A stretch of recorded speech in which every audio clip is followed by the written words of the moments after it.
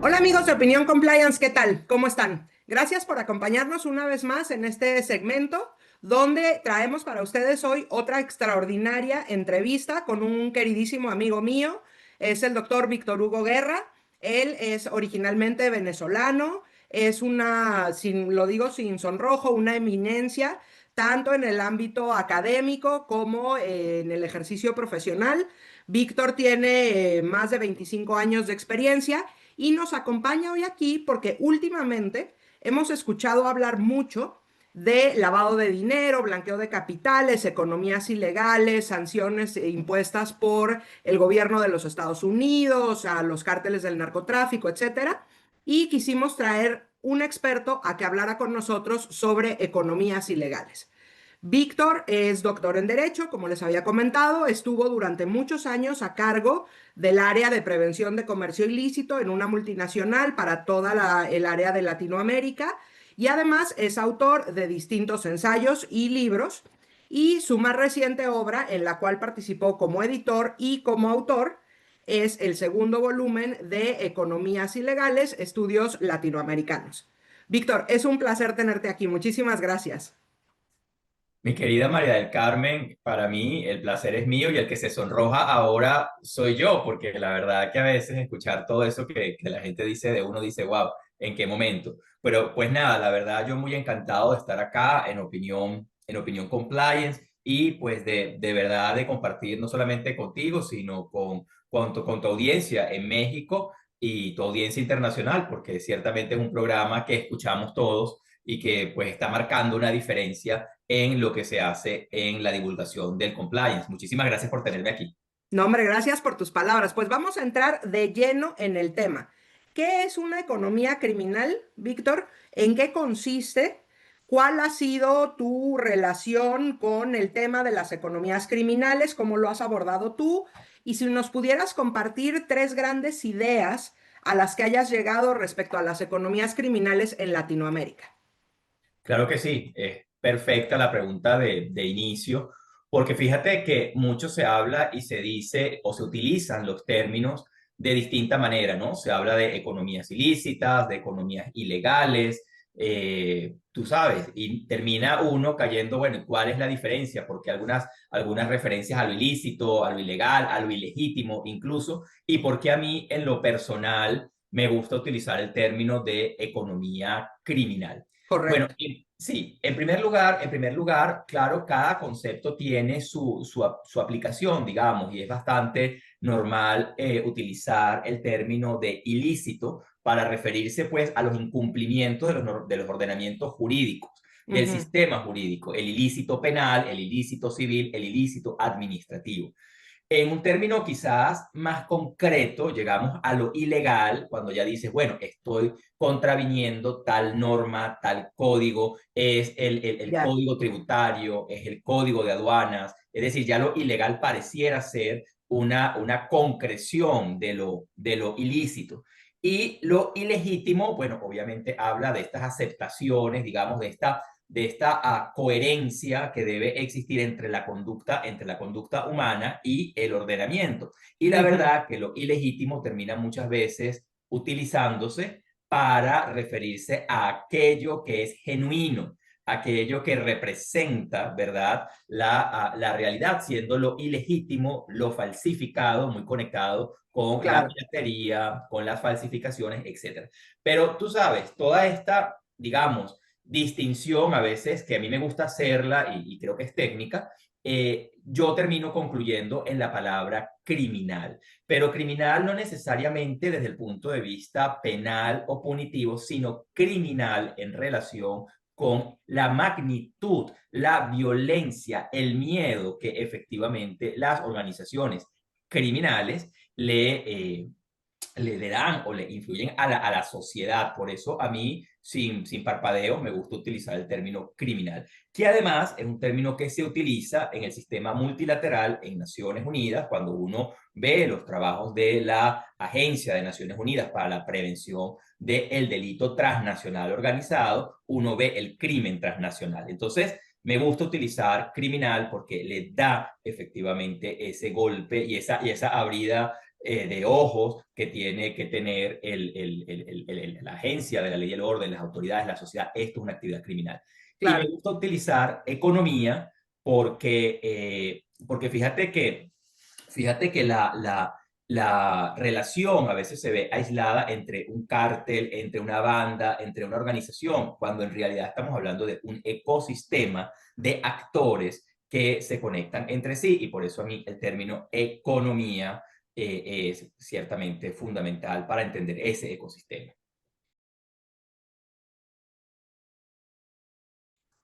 Eh, Dicho eso, entendiendo que nosotros nos vamos a referir a un esquema de economía criminal, pues cuáles serían las tres ideas que me gusta de entrada plantear, ¿verdad? En primer lugar, que este ecosistema criminal, esta economía criminal, es el principal competidor de la industria legal. Cuando nosotros miramos miramos a las participaciones de mercado y las empresas dicen, bueno, ¿con quién voy a competir? ¿Quién es mi competidor? Etcétera. Normalmente buscan a el negocio de enfrente, que es el negocio legal.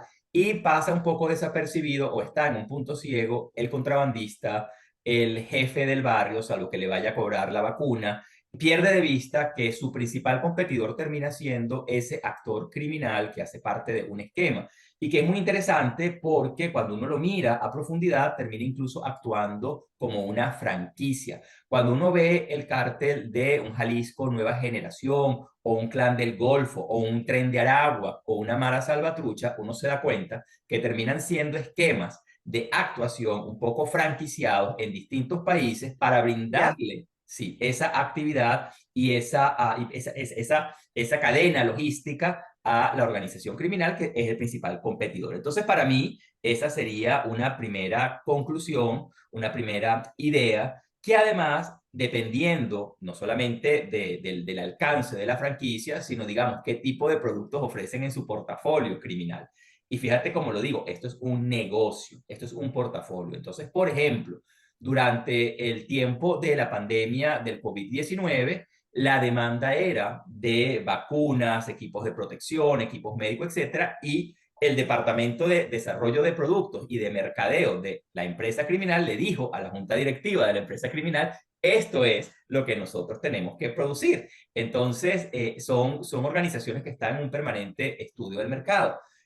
Para ofrecer el portafolio que requiere la sociedad en un momento determinado. Pero además, en una gran competitividad, dice, bueno, un momento, es que de pronto Colombia, y no quiero con esto estigmatizar ningún país, solamente lo Como hago ejemplo. a Podríamos título ser cualquiera, en realidad, en nuestros países. correctamente. Lo que estamos buscando quizás es un poco en aquello de las teorías económicas keynesianas, un poco de en qué es bueno y en qué se debe especializar un determinado mercado. Entonces dices, bueno, realmente en Colombia encontramos la siembra de la hoja de coca, ¿verdad? Y en consecuencia ese mercado explotado a partir de todo lo que sería el clorhidrato de cocaína y la cocaína. Pero en Perú, por ejemplo, vas a encontrar la minería ilegal. En Paraguay, por ejemplo, vas a encontrar la explotación y la fabricación masiva de productos de tabaco. Ujú. En México, actualmente, todo lo que tiene que ver con la explotación ilícita de combustibles, el huachicol.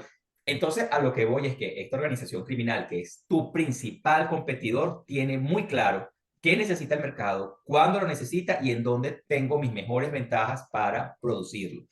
En cifras, cuando tú miras países como Panamá, por ejemplo, o como Ecuador, el comercio ilícito de productos de tabaco supera el 90% del consumo de esos países. Es decir, estamos hablando de un consumo ilegal de 9 a 1. ¿Quién compite? ¿Quién compite con eso? Entonces, la primera idea es que tu competidor es la empresa y la organización criminal. Claro. La segunda idea es una demanda que siempre tuvimos desde el sector público, desde las agencias de la ley y el orden, y es, mire, nosotros necesitamos un esquema normativo estandarizado, nosotros necesitamos un esquema normativo completo, sólido, porque la otra función de la empresa criminal es esos abogados, esos contadores, esos facilitadores, y aquí de nuevo no estoy Ujú. estigmatizando, pero sí es cierto que la organización criminal hace uso de ellos para preguntarles, bueno, ¿dónde están los espacios de la ley? ¿Dónde Claro. puedo tener inteligencia regulatoria para buscar esos espacios en la norma que me sirvan como una ventaja competitiva. Y de otro lado, la demanda de las agencias de la ley y el orden, necesitamos verdaderamente una normativa armonizada. Es por ello que nos apalancamos en el año 2019 y yo invito a todos los escuchas a que le den una mirada, es una página pública del Parlamento Latinoamericano y del Caribe o caribeño, el Parlatino, que tiene su sede en Panamá y que además agrupa a 26 países de nuestra región, incluyendo México. México, de hecho, es muy activo. Y esta organización parlamentaria regional, en donde además participan senadores, diputados, asambleístas, congresistas activos de cada país, se ha venido encargando de generar legislación modelo. Legislación modelo, que no es otra cosa que una normativa ejemplo para que los demás países puedan mejorar sus normas. En el año 2019 se nos propuso redactar la ley modelo sobre prevención del comercio ilícito y la delincuencia transnacional organizada. Se aprobó en el año 21 y desde el año 21 esta ley modelo, que repito, se puede acceder a ella de manera gratuita en la página del Parlamento Latinoamericano junto con más de otras 100 leyes modelo. Esta es una ley que sirvió, por ejemplo, para que el Ecuador aprobara hacia mediados del año 21 su primera ley en prevención de comercio ilícito. Y no solamente eso, sino que además esta ley modelo, que es producto de exhaustivos estudios de derecho comparado, ha servido también como referencia para mejorar normativa de aduana, Ya, normativa anticontrabando en Centroamérica, Colombia y otros países de la región. Entonces, mi segunda idea está relacionada con la necesidad para precisamente la prevención y combate de economías criminales, está relacionada con la armonización normativa, que repito, un ejemplo concreto es lo que hace el Parlatino o Parlamento Latinoamericano. Y mi claro. tercera idea, para cerrar esta primera fase, mi tercera idea está relacionada con que esto, como se ha dicho mucho y por muchos colegas lo dicen, es, la economía criminal es un fenómeno complejo, Ujú, complejo y dinámico. Por lo tanto, requiere de la participación, de la colaboración, de la cooperación, no solamente multisectorial, es decir, aduanas con fiscalías, con policías, etcétera, sino ese sector público cooperar e ir de la mano con el sector privado. Por eso, para mí es tan importante y ha sido tan importante durante estos años de mi carrera profesional auspiciar lo que nosotros conocemos como alianzas público-privadas. Y no se trata del concepto que ya venía generándose en el sistema económico internacional, en el Banco Mundial, cuando se hablaba de alianza público-privada, por ejemplo, para acometer proyectos de envergadura en temas de infraestructura. Estamos hablando de una alianza público-privada para acometer la prevención y combate de las economías criminales. Tengo muchos ejemplos de estas alianzas público-privadas. Quizás el más reciente y más activo, digo reciente porque lo creamos en el año 22, es una estrategia que conocemos con el nombre de estrategia triángulos, porque hemos ujú. dividido en distintos clústeres o triángulos en nuestra región: el triángulo sur, encabezado por Argentina; un triángulo centro, encabezado por Colombia; un triángulo norte, que va a estar encabezado por México y que vamos a inaugurar, a favor de Dios, en diciembre de este año en Ciudad de México. Lo que agrupa es precisamente a las autoridades relevantes, fiscalía, aduana, inteligencia financiera, con los representantes de la industria. Y se genera, y con esto voy cerrando la idea, y se genera lo que conocemos como la diplomacia de segundo carril o segundo canal. No segundo en el sentido peyorativo, sino porque efectivamente son espacios en donde se autoriza, obviamente, representantes de la fuerza pública, pero son espacios de confianza paralelos a lo que se hace, por ejemplo, en una Asamblea General de Naciones Unidas. Son reuniones previas, Ya. preparatorias, que efectivamente contribuyen con la generación de inteligencia, intercambio de datos y confianza para poder hacer intervenciones en materia de prevención y combate de la economía criminal. Me parece interesantísimo, Víctor, y fíjate que quiero rescatar algunos conceptos que tú has mencionado en esta respuesta para conectar con nuestro siguiente tema. Tú hablas de una economía criminal y te refieres a la criminalidad no solo por el incumplimiento de la ley o por incurrir en conductas tipificadas, sino por el terrible efecto que estos ecosistemas tienen en nuestras sociedades. Hablando puntualmente de Latinoamérica, nos diste ejemplos de cómo distintos países de la región están seriamente afectados, pero además mencionaste algo muy, me parece desgarrador para la sociedad latinoamericana, que es el hecho de que estas empresas criminales, que realmente son empresas como tal, son competidores del comercio formal, de la industria establecida, pero además de ser sus competidores, también los desangran en realidad. Es decir, estás compitiendo para proveer quizá los mismos bienes y servicios, vamos a hablar del huachicol, compites con la economía ilícita de los hidrocarburos, pero además este tipo de empresas criminales, bueno, te sangran con vacunas, te sangran con, vamos a decir, mordidas que tienes que dar para que aduanas haga lo que tenga que hacer y entonces tú no quedes expuesto al contrabando de estos grupos, etcétera. Entonces, realmente para la economía formal es un impacto criminal auténticamente, es una amenaza existencial.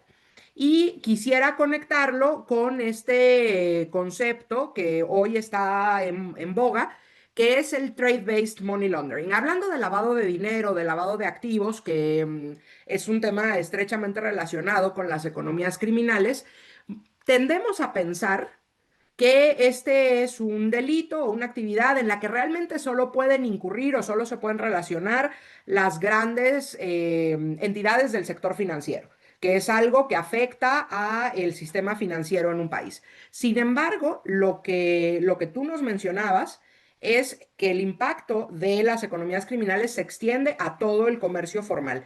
¿Qué es esto del lavado de dinero basado en el trade o en el comerciante? ¿Y cuál es su efecto, su impacto en nuestras economías?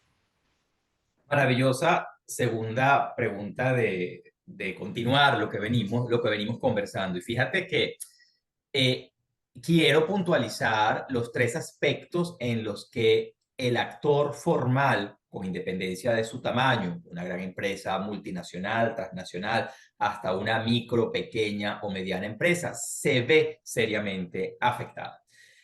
No solamente es el competidor de estas empresas, porque como bien lo has dicho, pues como va un poco a la libre o a la libre, puede manufacturar, comercializar y entrar en las cadenas de valor de una manera mucho más ágil, rápida, sin el cumplimiento mínimo normativo, sanitario, Claro, de seguridad, etcétera.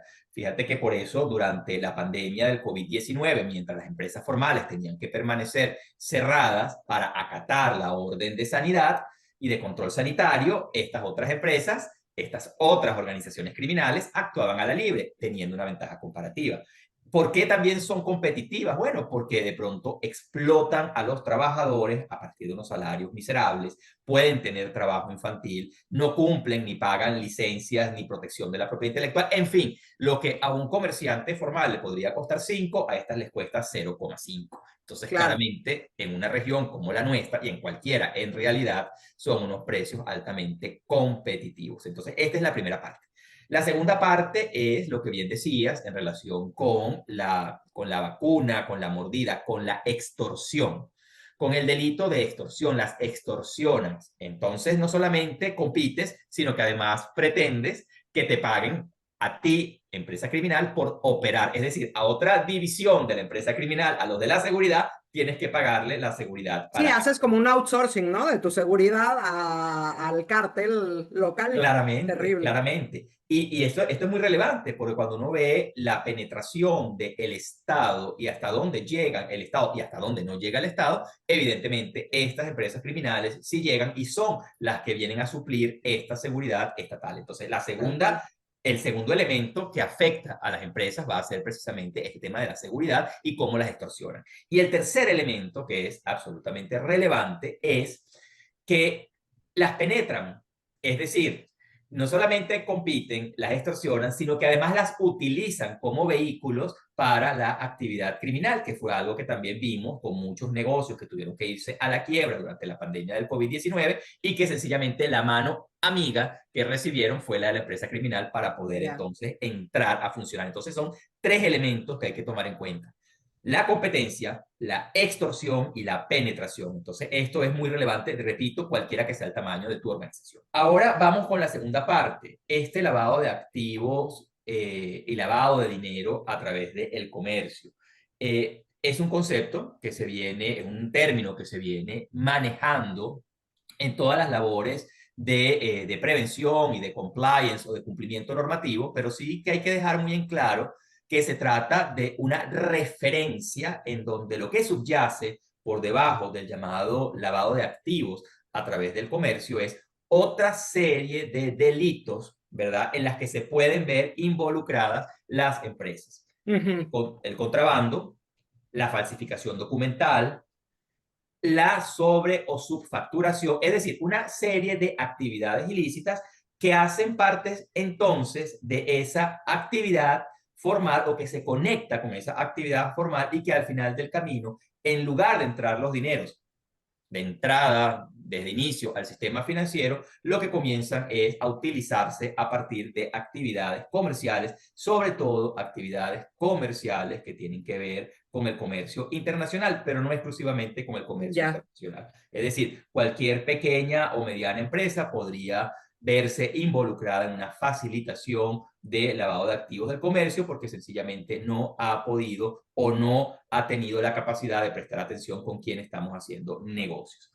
En últimas, siempre el dinero va, la organización criminal va a querer penetrar al sistema financiero formal por una razón casi que sencilla y elemental, y es que en el sistema financiero es más barato tener el dinero. ¿En qué Claro. sentido? La gente, nosotros, todos los clientes nos quejamos de las comisiones bancarias, que suben, que están carísimas, pero bueno, a ver, en realidad cuando tú comparas la comisión bancaria con lo que te costaría tener el dinero enterrado en el jardín de tu casa o moviéndose a través de la selva o del bosque, pues tú dirás, bueno, esas comisiones bien valen la pena. Entonces, por eso la empresa criminal siempre va a querer penetrarlo. Pero además, porque le va a facilitar el resto de sus actividades, van a querer buscar monedas sólidas. Entonces, mi llamado hacia la pequeña, a la micro, a la pequeña, a la mediana empresa, es que prestemos atención porque ciertamente las actividades comerciales más, cada vez más, están siendo objeto de esa penetración de la economía criminal y que se va a terminar conectando, porque todo al final del camino está conectado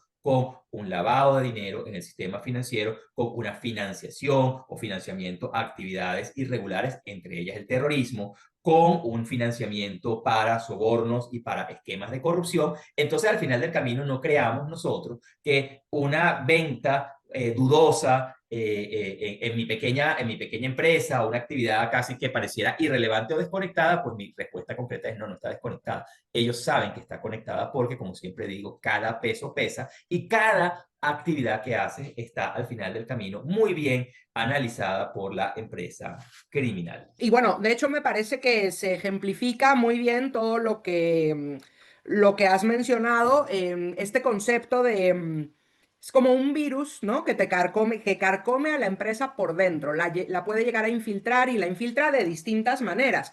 Tanto es posible que te infiltre vendiéndote bienes que son de contrabando, haciéndote creer que son legales, como es posible que pudiera infiltrarte si tú eres una nueva empresa o estás buscando capitalización para una entidad criminal podría ser momentáneamente rentable invertir en tu empresa para después recuperar el dinero a través de dividendos y decir, este capital es producto de una inversión completamente lícita y tú, si no hiciste tu labor de verificación de tus posibles socios, terminas relacionados con ellos, ¿no? O a través de la compra que hacen de productos legales fabricados por una empresa que después piensan devolver. Es este ir oscureciendo, enturbiando las aguas a través de múltiples transacciones en las cuales involucran a una empresa legítima para ir ocultando el origen delictivo del dinero, ¿no? Y aquí creo que llegamos a un punto importante, cómo hacer ver al sector de la pequeña y mediana empresa esa importancia justamente de saber con quién están interactuando, de tomar precauciones, de tener un programa de prevención. ¿Cómo calculamos o cómo comunicamos el valor de estos programas a las pymes? Me encanta la pregunta y quiero quizás antes de entrar a responderla, puntualizar dos temas fundamentales en esto que acabas muy bien de describir en el lado activo a través del comercio, y es que no crea la pequeña, o no crea el empresario formal, que una vez que entra en estos esquemas es fácil de salir de ellos. Una vez que estás penetrado, no solamente puedes, a ver, lo clásico, ser objeto de investigaciones, sanciones, penalidades, corte, todo lo que tú no quieres como negocio, verte involucrado, pero es que además te ves penetrado a largo plazo. Y aquí no hay un 0800 queja, porque Claro, una no hay a vez, dónde claro, correr.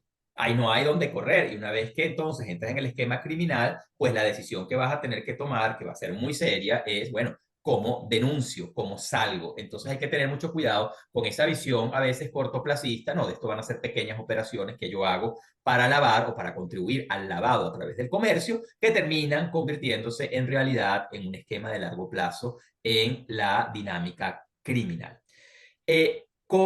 ¿Qué hay para la pequeña y mediana empresa? Y esto lo escucho yo muchísimo en relación con, bueno, nosotros no tenemos como pequeños y medianos empresarios el músculo necesario para armar un programa de cumplimiento o para, estar, o para tener y costear el oficial de cumplimiento como un recurso interno, ¿verdad? Pero aquí hay varios temas que hay que pensar. Primero que todo, que el 90% de la economía mundial se mueve a través de pequeñas y medianas empresas. Imagínate. Sí, nosotros, el principal empleador del planeta no son las grandes corporaciones, que cuando uno mira esos números dice, wow, tiene 80.000 o 100.000 o X miles de empleados directos, tantos cuantos indirectos. Pues no, la verdad es que cuando haces el mapa económico, son las pequeñas y medianas empresas las que son las principales aportadoras de empleo y de negocio en la economía mundial. Ejemplos en esta región muy claros son México, Brasil, Estados Unidos, en donde efectivamente son esa mayor parte de la economía. Pero además, lo que yo siempre les digo es, bueno, a ver, aquí hay mucha disponibilidad de recursos abiertos, de fuentes abiertas, de recursos gratuitos, en los que la pequeña y mediana empresa podría comenzar a interactuar. Creo que el mensaje inicial es tener la voluntad de hacerlo, Ujú. digamos. Y para tener la voluntad de hacerlo y de conocer, hay esfuerzos importantísimos como el de la Cámara de Comercio Internacional, que tiene su sede pues en Francia, en París, y que nosotros allí tenemos un grupo global de cumplimiento. Y en este grupo global de cumplimiento nuestro enfoque fundamental es la pequeña y mediana empresa. El que meta en este momento, que nos escuche, bueno, yo quiero ver grupo de cumplimiento de la Cámara de Comercio Internacional, tiene que hacerlo en idioma inglés. Sin embargo, ya nosotros tenemos materiales de compliance en idioma castellano básico y concreto. Entonces, la invitación a la pequeña y mediana empresa es a conocer, a Claro. educarse. ¿Cómo puede educarse? ¿Cómo puede conocer? Mira, yo pienso que la academia aquí juega también otro rol fundamental. Hay organizaciones como el instituto, como el sistema multilateral en Naciones Unidas, después podemos hablar un poco más de eso, lo que es la Universidad de las Naciones Unidas para la Paz, con sede en Costa Rica, y los esfuerzos que está haciendo la academia para que la pequeña y mediana empresa se eduque. Una vez que se Ujú. eduque es un paso fundamental, pero luego tiene que Claro. compartir en sus propias agrupaciones, en sus propios gremios, en sus propias asociaciones.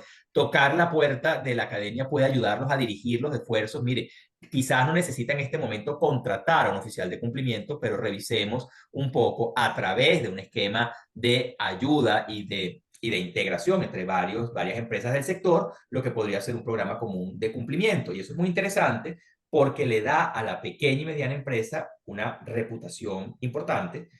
Dos, le va a permitir a la pequeña y mediana empresa entrar en los procesos, por ejemplo, de licitación de otras empresas multinacionales que sí tienen el esquema de Claro. cumplimiento y que van a hacerle el llamado. Y qué mejor que llegar como pequeña y mediana empresa con un programa mínimo de cumplimiento, con un código mínimo de cómo conocer a sus clientes y de qué es lo que está haciendo la empresa. En realidad te pones a pensar, María del Carmen, y no son unos costos exagerados una vez que uno tiene la voluntad de hacerlo.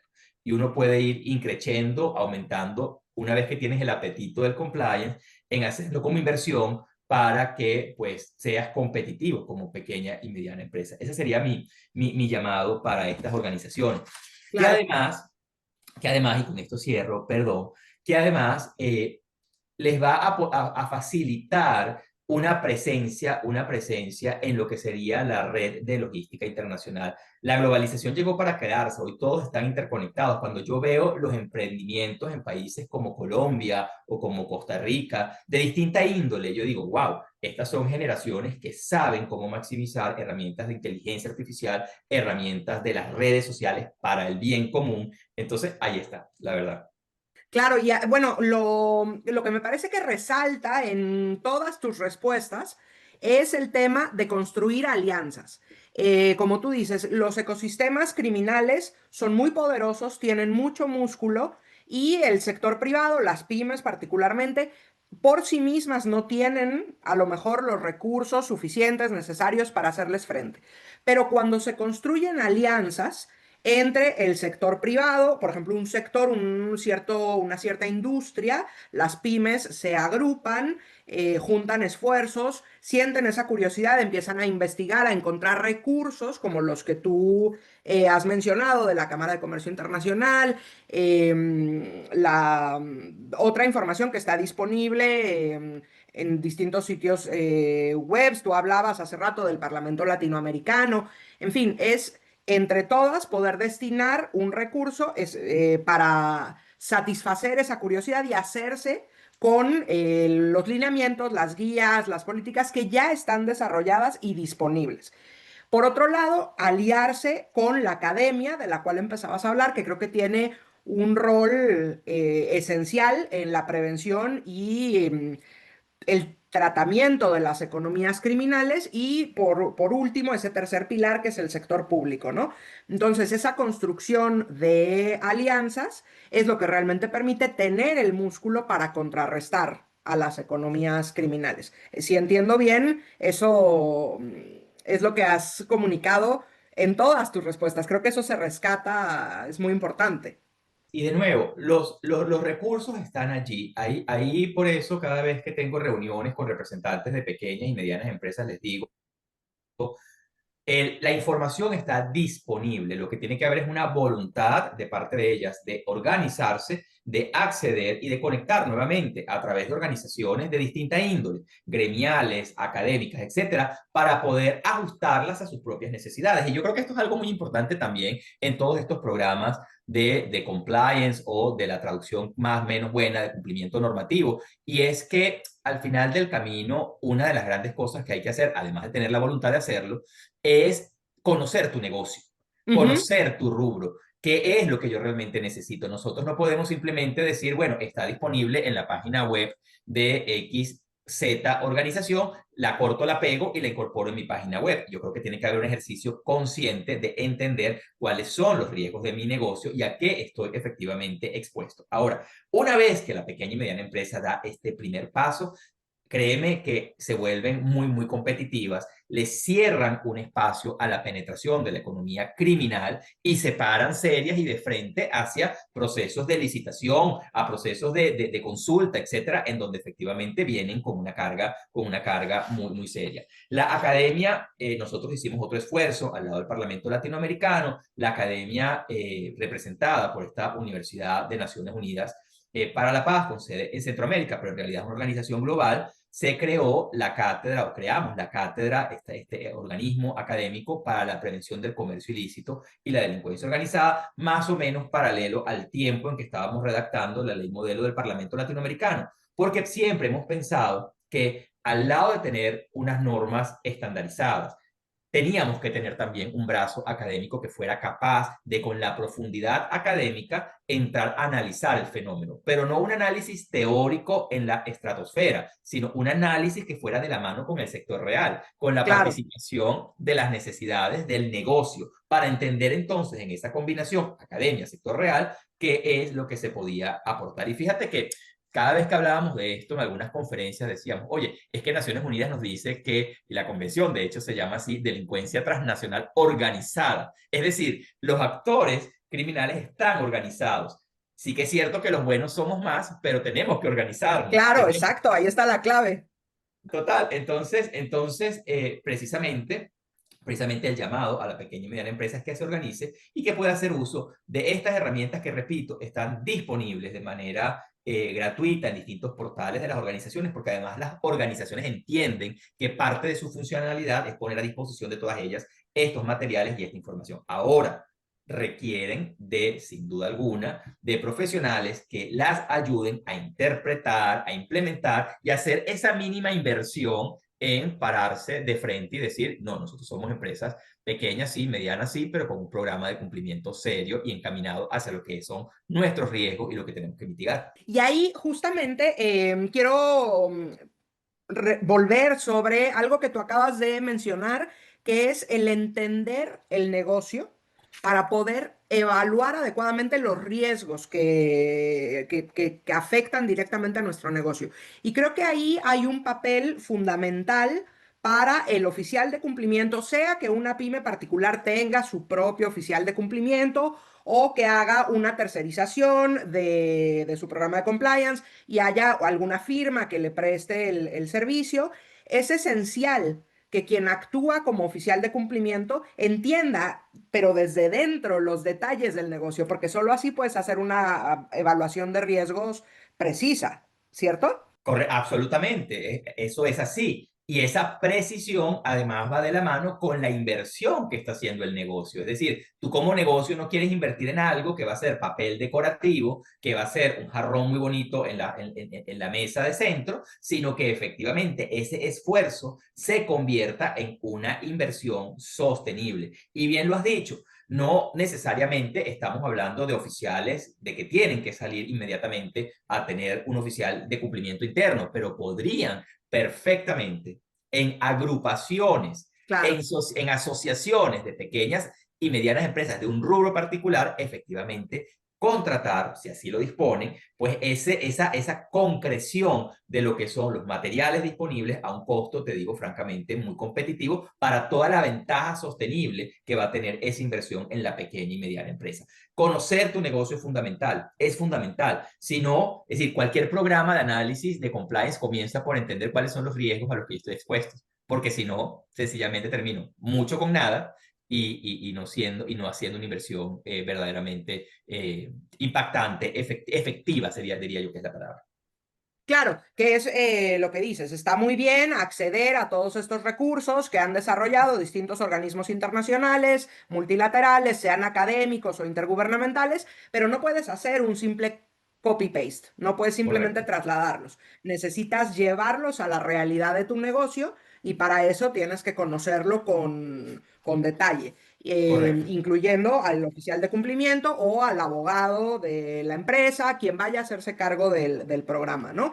Y creo que esto se refleja, tú has hablado, por ejemplo, de el hecho de que participar en estas asociaciones, tener buenos programas de cumplimiento realistas, pone a estas pymes en una posición seria, completamente diferente, para participar, por ejemplo, en una licitación Correcto, con una empresa multinacional para ser sus proveedores o incluso licitaciones públicas, donde correcto. también es importante poder demostrar los controles y esa posibilidad de acceder a nuevos negocios es un beneficio tangible de un buen programa de compliance.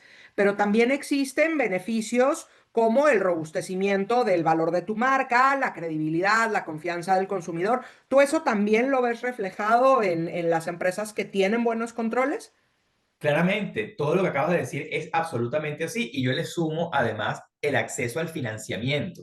Cuando tú piensas como empresa pequeña o mediana que quieres acceder a un financiamiento, a un programa de ayudas, imagínate llegar a esa presentación de tu empresa no solamente con un producto ganador, con un servicio estrella y con una página web muy bien diseñada, sino que además tú le puedas decir a ese ente, a ese financista, es que además yo tengo dentro de mi organización unos programas de cumplimiento serios aterrizados a los servicios o productos que comercializo y eso ciertamente al lado de hacerte competitivo para procesos de licitación en cadenas de suministro global, crecer tu reputación en la sociedad y tu tema reputacional, pero es que además, de manera concreta, tú te presentas ante el acceso al financiamiento de una forma mucho más también competitiva y seria, digámoslo así. Y fíjate que allí también mi invitación es al uso de las nuevas tecnologías que tanto se dice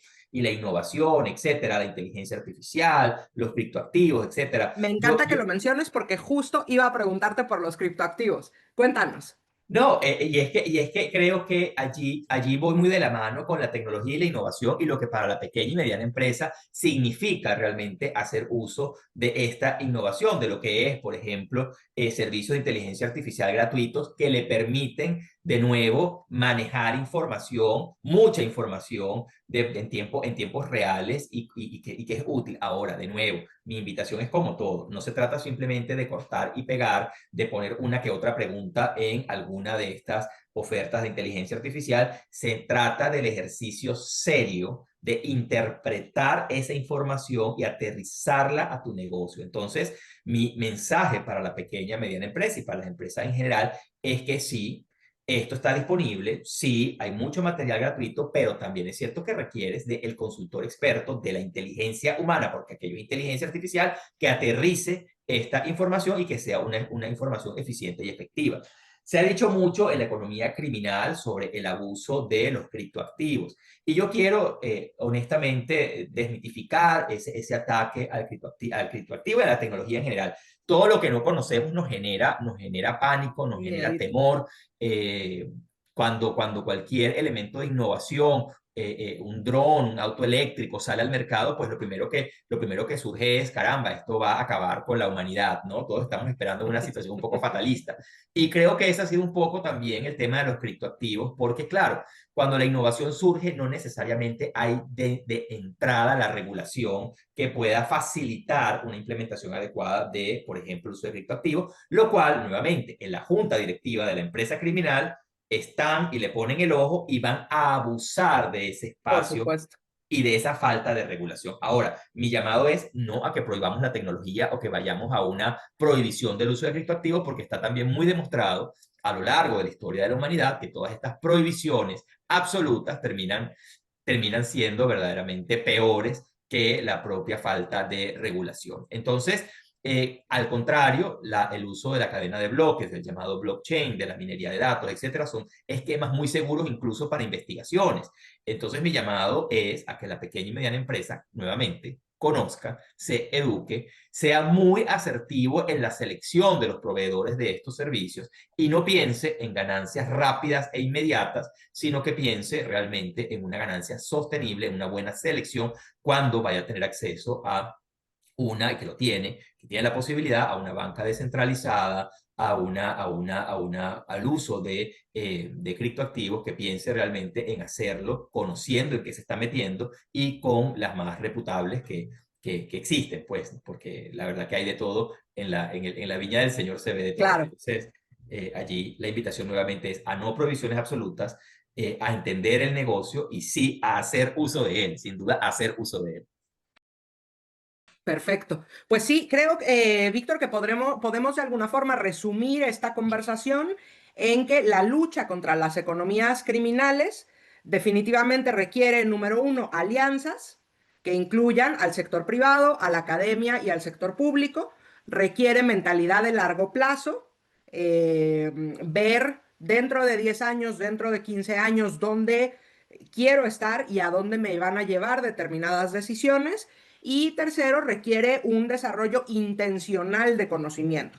Conocimiento de nuestro negocio, de nuestro sector, de nuestros riesgos, conocimiento de los recursos que están disponibles y que podemos aprovechar para construir nuestros programas de cumplimiento y conocimiento de las nuevas tecnologías para usarlas a nuestro favor y no en nuestro perjuicio, cayendo en esquemas fraudulentos o que en el largo plazo terminen destruyéndonos. Así que son tres puntos creo que esenciales que resaltan, ¿no? De lo que hemos conversado. Son tres pilares, así es, lo has resumido extraordinariamente bien. Son los tres pilares de los que siempre hablamos, de esa alianza y de esa cooperación, colaboración público-privada, sociedad. Esto es un triángulo, esto es una triada. No se puede ver aislado a la sociedad del sector público o privado, porque de hecho la sociedad está a la cabeza de estas alianzas. Ciertamente todos los programas de conocer, de conocerte como negocio y de entender a largo plazo dónde quieres estar y, por supuesto, en tercer lugar, apalancarse en la disponibilidad que hay en el sistema multilateral, que es muchísimo y que de verdad allí la invitación es a que en espacios como este se conozcan, se divulguen y que luego hayan las llamadas de seguimiento. ¿En qué sentido? Oye, me interesó esto que dijo María del Carmen en relación con la Cámara de Comercio. ¿Cómo podemos tener más información? Entonces, la Claro. invitación va a ser a que esta conversación continúe. Y yo creo que la educación es algo fundamental. Por eso, como lo decías al comienzo, yo me he ocupado entre gallos y medianoche a veces a lo que es, tú sabes, la redacción de trabajos, de artículos, de libros, porque hay algo que es muy importante de decir, que aquí hay grupos muy serios que se han dedicado a la divulgación del conocimiento en prevención de economía criminal. Y por eso, pues, un poco la labor académica que venimos desarrollando y de investigación también que se desarrolla en los distintos trabajos, libros, etcétera, que venimos haciendo, la verdad. Maravilloso. Pues amigos, para contribuir y poner nuestro granito de arena en todo este esfuerzo de divulgación del conocimiento y de acercar compliance a la pequeña y mediana empresa, en los comentarios a este video van a encontrar los enlaces, los links a muchos de los recursos que el doctor Guerra nos ha compartido para que puedan acceder a estos materiales. Por supuesto, bueno, tienen la entrevista para cuando quieran volver a ella y nosotros que estamos a sus órdenes. Víctor, fue un verdadero placer hablar contigo como siempre. No, el placer es todo mío y siempre que conversamos el tiempo se nos escapa como el agua entre los dedos. La verdad quisiera darte las gracias por tu voz relevante, no solamente, repito, para el mundo hispano, sino en general, no solo para México, sino para toda la audiencia latinoamericana y caribeña y que todo este esfuerzo que haces, María del Carmen, yo lo celebro, lo apoyo y estoy seguro que va a ser sostenible y que a largo plazo nosotros vamos a encontrar eso que siempre digo, no solo que cada peso pesa, sino que los buenos somos más y nos estamos organizando. Muchísimas Muy gracias. bien, eso es. Pues gracias, Víctor, gracias amigos, nos vemos la próxima vez.